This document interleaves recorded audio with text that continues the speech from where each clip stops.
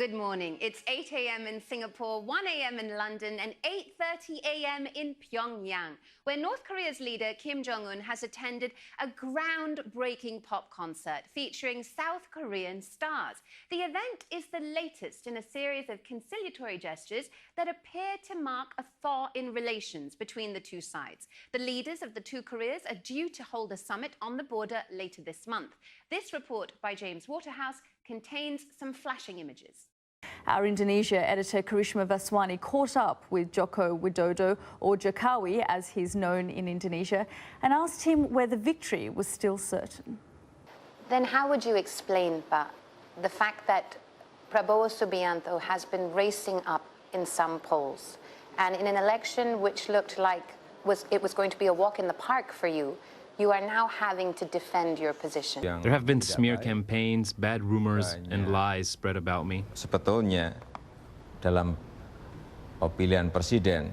The criticism has been that you have not been able to articulate your vision and your mission as well as Prabowo Subianto has, that you're politically inexperienced, you don't know how to run a country. Saya kira I think you can see in the debates that our vision and mission are clear. Visinya apa, misinya apa, jelas semuanya. Siapa bilang? Jelas. So come July the 9th, are you confident that you will be the next president of this country? I'm very confident. We are going to win. Please join me in welcoming the World Bank's President, Dr. Jim Kim, and the Prime Minister of Singapore, Lee Hsien Loong. Thank you. Let me start with our hosts today, Dr. Kim. You've just released the Human Capital Index. You and I talked about it earlier today. And it's the first time that the bank has done this. But, you know, the bank has always prioritized healthcare and education. So why have you done this now? What's the reason? Well, actually, it's not true that the bank has always prioritized health and education. You know, looking back when I first came to the bank. So, Prime Minister, Singapore does very well in the business report, but it's at the top of the list in the Human Capital Index. Congratulations as a fellow Singaporean. That makes me very proud. Yes, that definitely deserves a round of applause. So, you know, you look back at how Singapore first started, and back in the years of independence, nothing like how it is today. So was this a plan from the beginning? How did you do this?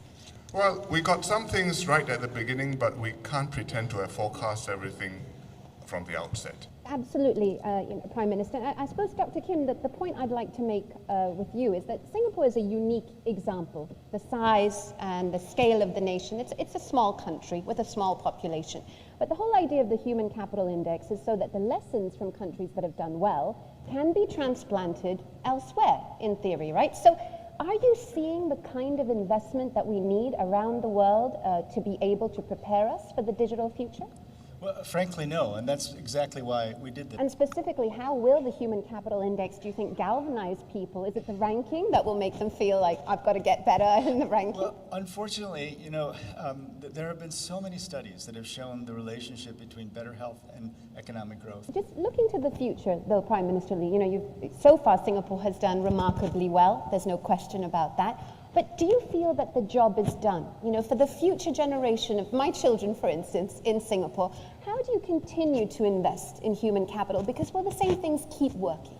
No, the job is never done because you reach a new level, there are new expectations, new challenges arise. So, Prime Minister Lee, on that point, you know, given the fact that Singapore has had such remarkable success, what would your advice be for those in the audience, other finance ministers who want to replicate the success, those of us watching online as well, to be able to replicate Singapore's success story? Well, I think the first starting point for the government must be that we want to improve lives for all of the population. And Dr. Kim, your sense of how you think this will be received amongst countries who are trying to replicate this success and get further up that ranking?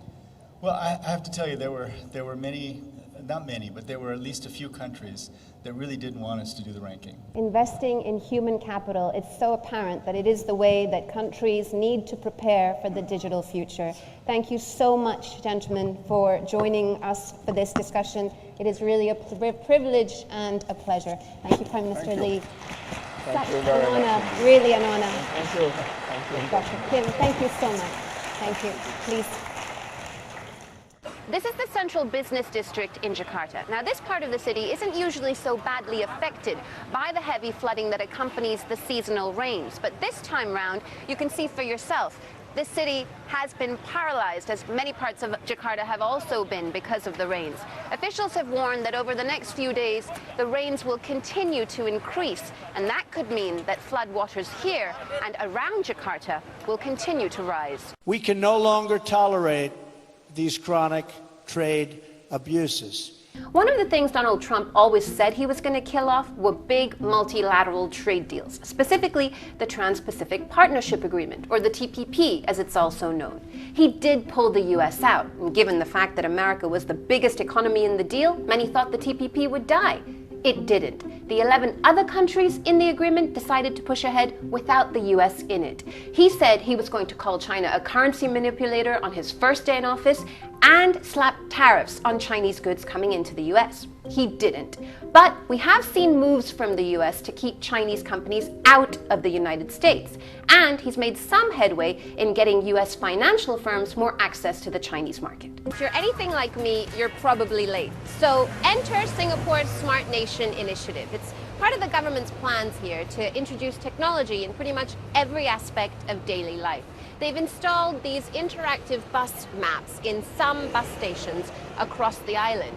That way you can plan your journey, and if you're looking to save time, you can also check on bus timings and when the next bus that you want to get on is expected to arrive, all so that the lives of commuters can be more efficient. Because of its small size, Singapore has always tried to stay ahead of the curve to survive. Smart Nation is a part of the future strategy, but it needs to speed up to achieve its ambitions. Karishma, Vaswani, BBC News, Singapore.